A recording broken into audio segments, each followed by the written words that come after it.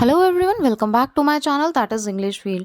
सो friends, GIC का आपका exam बहुत ही पास में है और आप सबकी रिक्वेस्ट थी कि इसके लिए ऐसी तैयारी करा दी जाए जो विद इन 20 डेज़ आपका थोड़ा अच्छे से प्रिपरेशन हो जाए, या फिर आप बोले 20 टू 25 डेज़ में एक अच्छी स्ट्रैटेजी के साथ में इंपॉर्टेंट पॉइंट्स के साथ में आपका रिविजन हो जाए। अगर आपने स्टार्टिंग से इसको अच्छे से फॉलो किया है, प्रिपेयर किया है, तो यकीन मानिए जितनी भी सीरीज़ अब आएगी आपका बहुत अच्छे से सारे बुलेट पॉइंट्स के थ्रू कवर अप हो जाएंगे। और फिर भी अगर आपके कुछ क्वेश्चंस हो तो आप कमेंट बॉक्स में छोड़ सकते हैं। और प्लीज़ मेरी वॉइस पे ज़्यादा वो मत देखिएगा, बिकॉज़ मुझे कोल्ड है। और अगर कुछ ना समझ में आए तो आप कमेंट बॉक्स में कमेंट करके पूछ सकते हो। So without wasting any time, let's start our series. So let's see first point. Whose funeral became controversial? किसका जो फ्यूनरल है वो कंट्रोवर्शियल था?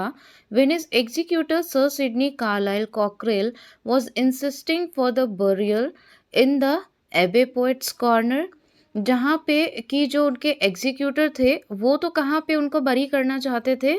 इन the abbey poets corner. While his family and friends, जबकि उनके फैमिली और friends wished him to be buried at स्टिन्सफोर्ड।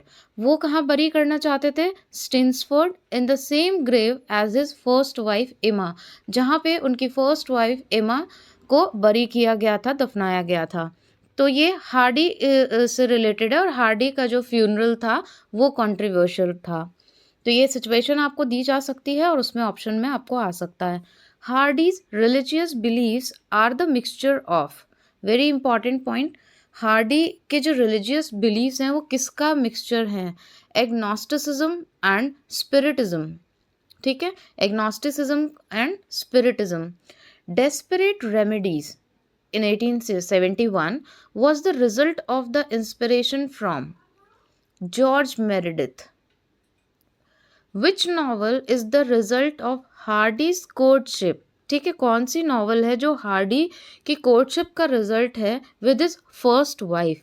This is the only novel that is without the touch of his pessimism. कौन सी novel है? Far from the madding crowd. अब question आपको ऐसे भी आ सकता है, जैसे सेकंड पॉइंट आप देखिए, this is the only novel that is without the touch of his pessimism. ऐसी कौन सी हार्डी की नॉवल है जिसमें पेसिसिज्म का टच या फिर उसका सिनारियो नहीं दिखाई देता?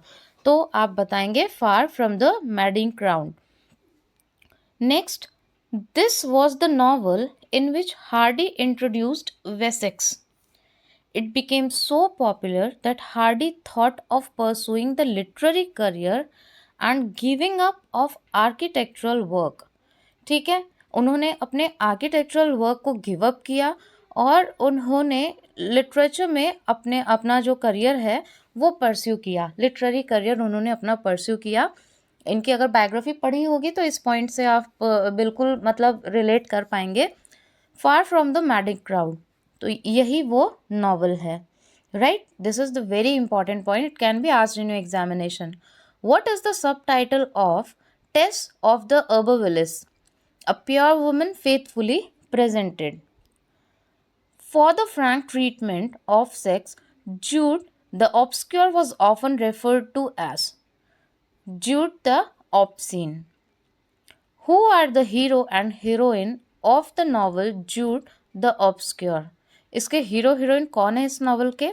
जूड Fawley and Sue ब्राइडहेड।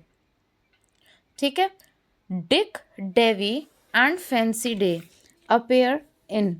Dick Dewy और फैंसी डे कौन सी नॉवल में इनके कौन से वर्क में अपेयर होते हैं? इसका आंसर आप मुझे कमेंट बॉक्स में बताइएगा। Now, Stephen Smith is a young architect who falls in love with Elfride, the blue-eyed daughter of the vicar. In which novel of Hardy does he appear? Hardy के किस novel में ये appear होते हैं? A pair of blue eyes. ठीक है, A pair of blue eyes is correct answer. Bathsheba is the heroine of far from the madding crown. This is very important work. इससे बहुत सारे क्वेश्चन फ्रेम होते हैं और जितने भी इंपॉर्टेंट पॉइंट्स हैं आपको इस मीन्स थॉमस हार्डी के 2 से 3 पार्ट में सारे क्वेश्चन सारे पॉइंट्स मिल जाएंगे. In the end of the novel, Bathsheba fell in love with Sergeant Troy and married him. ठीक है, but he deserts her. There is one lover named Boldwood who murdered Troy, जिसने Troy का murder किया था. With whom finally does she marry? और उसके बाद में उसने फाइनली शादी की किससे? तो गैब्रियल ओक से की थी. Next point, in the novel the mayor of Casterbridge, this is again very important, there is the hair dresser who sells his wife Susan to Newson for 5 guineas. ठीक है, कितने गिनीज में उसने cell किया था? 5. ये क्वेश्चन भी बन सकता है. In a fair held in Weydon Priors, later he becomes the mayor, और उसके बाद में वो क्या बन गया? मेयर. फाइंड हिम आउट, कौन था वो? Michael Henchard, right. Who classified Wessex novels under the heads? Wessex novel को इसके अंडर किसने क्लासिफाई किया? Novels of character and environment, romances and fantasies and novels of ingenuity and experiment. ठीक है, अब देखिए क्वेश्चन ये भी आ सकता है कि हार्डी ने किस किस में नॉवेल्स को डिवाइड किया, वेसेक्स नॉवेल्स को किस किस में डिवाइड किया. इनमें से कुछ भी आपको ऑप्शन में मिल सकता है, you have to pick correct one. ठीक है, या फिर ये ऑप्शंस दिए हो सकते हैं आपको और पूछा जा सकता है कि ये किस राइटर ने कैटेगराइज किया, तो फिर आपको हार्डी टिक करना है. ओके, ये पॉइंट्स ऐसे हैं जो मोस्ट इंपॉर्टेंट पॉइंट्स हैं, और इनको अगर आप कवर अप कर लेते हो तो आई थिंक आप बहुत मतलब अच्छा स्कोर कर सकते हैं, और एक ही जगह आपको 1 लाइनर के फॉर्म में एक पॉइंट से कई सारे क्वेश्चंस भी मिल जाएंगे. Who has classified Hardy's novels under the heads pastoral tragedies, pastoral comedies, pastoral romances and pastoral extravaganza.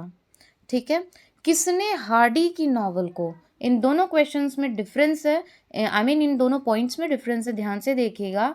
ये हार्डी ने खुद ने इन नेम्स के अंडर कैटेगराइज किया था वेसेक्स नॉवेल्स को, और इसमें हार्डी की नॉवल को किसने इन कैटेगरीज में डाला था, इसमें डिवाइड किया था AC रिकेट ने. ठीक है, pastoral tragedies, pastoral comedies, pastoral romances and pastoral extravaganza. I hope both points are clear.